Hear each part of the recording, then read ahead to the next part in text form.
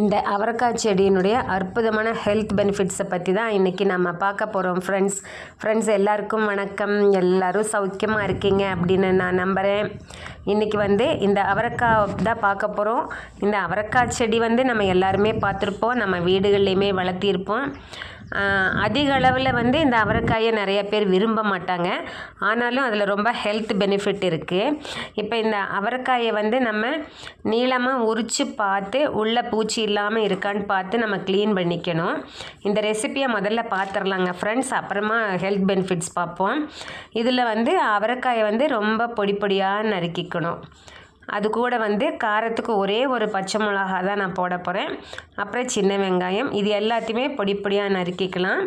இந்த மாதிரி போடும்போது நமக்கு டேஸ்ட் நல்லா கொடுக்கும், ஈஸியாக குக் ஆகிக்கும், ஈஸியாக சாப்பிடவும் முடியும்.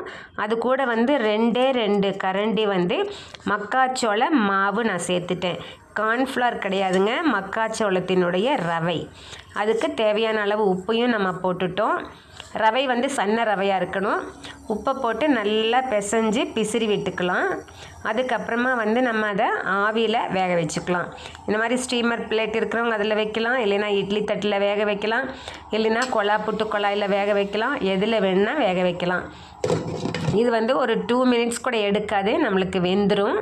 இதை அப்படியே நம்ம சாப்பிட்றதாங்க ஃப்ரெண்ட்ஸ். இதை நம்ம தாளிக்கிறது இல்லை, இதையும் ஆயில் ஃப்ரீயாக தான் நம்ம செய்திருக்கோம். வீட்டில் பழனி பஞ்சாமிர்தம் இருந்தனால அதை நான் சைட் டிஷ் அம்மாவுக்கு கொடுத்துருக்கேன். இது ஈஸிலி டைஜஸ்டபிள் ஃபுட்டுங்க ரெசிபி. இதில் அவரைக்காயில் நிறைய ஃபைபர் இருக்குது. It is rich in fibre. அதனால் கான்ஸ்டிபேஷனை குணப்படுத்திடும். பெரியவங்க டாய்லெட் போகிறதுக்கு கஷ்டப்பட மாட்டாங்க. அதனால் அந்த ஃபைபர் ரிச் பொருளை நம்ம கட்டாயமாக கொடுக்கணும். அது மட்டும் இல்லாமல் சில ரிசர்ச் ரிப்போர்ட்ஸ் நம்மளுக்கு என்ன சொல்லுதுனாங்க, இந்த அவரைக்காயை டயபெட்டிஸையுமே கண்ட்ரோல் பண்ணுது அப்படின்னு சொல்லுவாங்க. சில பெரியவங்க பல வருஷமாக டயபெட்டிக் ட்ரக் எடுத்துகிட்ருப்பாங்க. அப்போவுமே அவங்களுக்கு கண்ட்ரோல் இல்லாமையே இருந்துகிட்ருக்கும். டாக்டரும் அப்படியே சரி ஏஜ் ரிலேட்டடாக இருக்கிறனால அப்படியே அவங்க போயிட்டுருக்கட்டும் அந்த மெடிசன்லேன்னு அட்வைஸ் கொடுப்பாங்க நம்மளுக்கு. ஏன்னா அவங்களுக்கு ஹெல்த் வேறு எதுவும் பாதிக்காமல் இருக்கிறதுக்காக. ஆனால் இந்த மாதிரி அவரைக்காய் அவங்க சாப்பிட்டுட்டு இருக்கும்போது அவங்களுக்கு பிளட் சுகர் லெவல் கண்ட்ரோல் ஆகிறதா ரிப்போர்ட்ஸு சொல்கிறாங்க.